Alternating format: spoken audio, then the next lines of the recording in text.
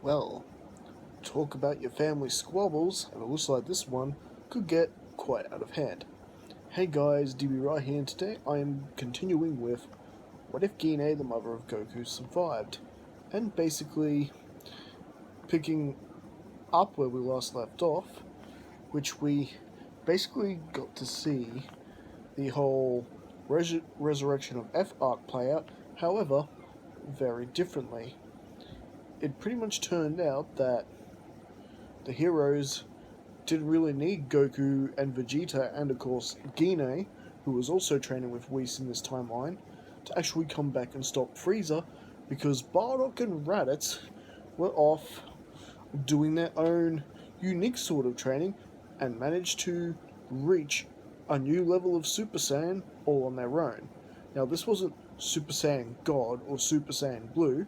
After all, you need to do the 6 Saiyan ritual to achieve it first, or get basically straight up training from Whis to achieve Super Saiyan God and Super Saiyan Blue.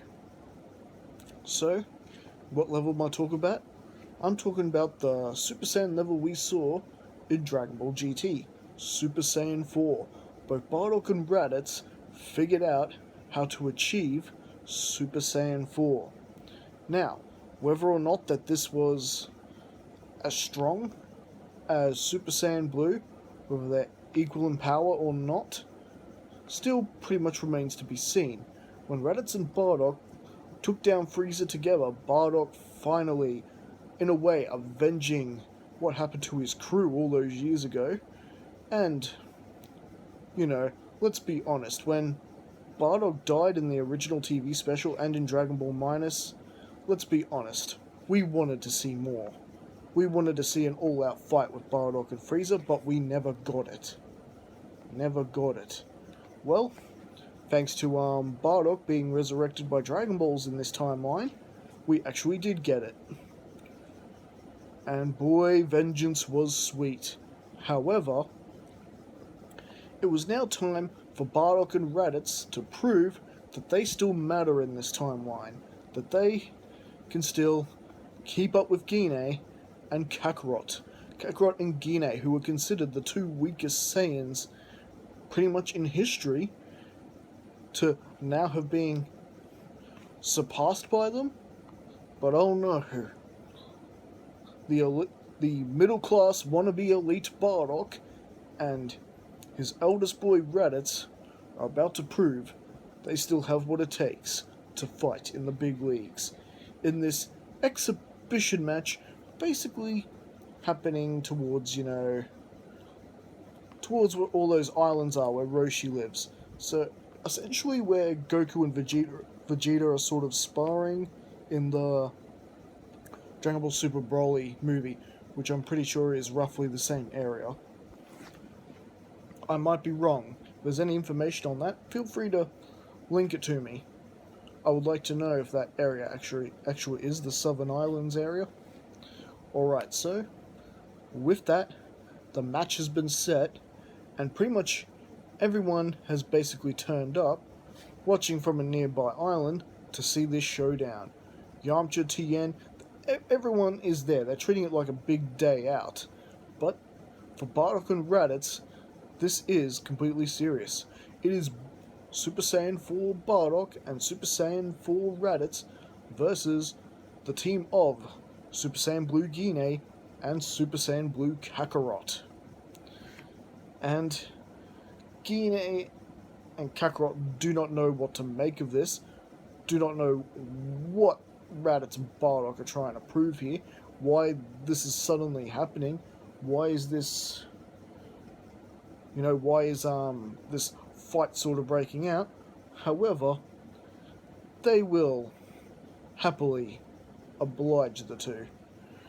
And well, it's pretty much such a big turnout that even Beerus and Whis decided to tag along and watch this match. After all, Whis and Beerus suddenly became very curious about Bardock and Raditz. Two Saiyans they really had no interest in training somehow managed to reach a level of Super Saiyan that may or may not be equal to what Whis and Beerus taught Gine, Vegeta, and Goku just now in the previous part. So yes, Whis and Beerus are very curious about this new form, and how come these other three weren't able to figure out a form like that in their own? Just imagine what could have happened if they went from Super Saiyan 4 first, having that kind of power up, and then having the God transformation in blue. Their power probably could rival Beerus. So, this is definitely the fight to see. And well, without further ado, the Son family are going at it. And as for Little Ranch and Barney, they're very confused on whether or not they should get involved in this and try and stop it. But as things begin at their base form, and even just then in their base form, the kind of power they're throwing around, yeah, kids, best to just sit this one out and let the grown-ups sort this out. And well, in their base forms, they're pretty even, and they pretty much ramp up to Super Saiyan, matching each other in that sort of form. And well, this is where Gine sort of begins to have an advantage over Raditz and Bardock, and Kakarot, who also learned how to pull off this trick as well. I'm talking about Super Saiyan 3. So it pretty much made Bardock and Raditz resort to transforming into Super Saiyan 4, and essentially this is where Gine and Kakarot were seriously beginning to lose ground. Even their normal Super Saiyan God forms, that is the red one, essentially, didn't prove really to match Super Saiyan 4. It was closer, but it still wasn't something they could really do to overpower them, even with their team attacks. Remember, Gine and Kakarot have been fighting with each other for years. They are masters of teamwork. Raditz and Bardock have only just started sort of working together as a proper unit, so they're a bit more or less experienced. And essentially, right now, it's the teamwork that's keeping Gine and Kakarot into this, until they pretty much turn up to Super Saiyan Blue, and then we've got a pretty even struggle between the two teams. And, well, ultimately, who actually wins this? Nobody. We get an epic Kamehameha beam struggle against, that technique that Bardock uses, the one that he throws at Freezer on the Bardock TV special? Yeah, that one. Yeah, I don't know for the life of me, I can't remember the name of the technique. So yeah, you got that in a beam struggle with Gine's Kamehameha, while Goku and Raditz have a Kamehameha and double Sunday beam struggle. And they are really digging down deep. Vegeta is surprised at what he's seeing, and it still seems that, at least in Vegeta's perspective, he still can't surpass Kakarot and Gine. And he's kind of regretting that he didn't get to fight in this contest too. After all, he would have loved to have taken on Raditz and Bardock in their new forms, because, like Beerus and Whis, Vegeta is also curious about it. And of course, it's Saiyan nature. So ultimately, the beam struggles end up cancelling each other out with big, massive explosions, and pretty much all four of them are basically sent crashing into the island. Two of them hitting the ocean. But still, pretty much, it's shallow enough that they're still basically hitting ground. And, well, basically, everyone was passed out. Gine was passed out, Kakarot was passed out, Raditz was passed out, Bardock was passed out, everyone was passed out, so the match had to be declared a draw. And well, as they, Kakarot basically being the last one to wake up, coming to, seeing everyone there, is like, "What happened, Mum? Did we win?" "I'm afraid not, honey. It was a draw." And well, they look to see Bardock and Raditz, who are now back in their base forms, and of course so are Gine and Kakarot, and both of them are they're all just sort of smiling at each other, and Bardock sort of giving Gine the thumbs up. And well, Gine basically just says, "I understand."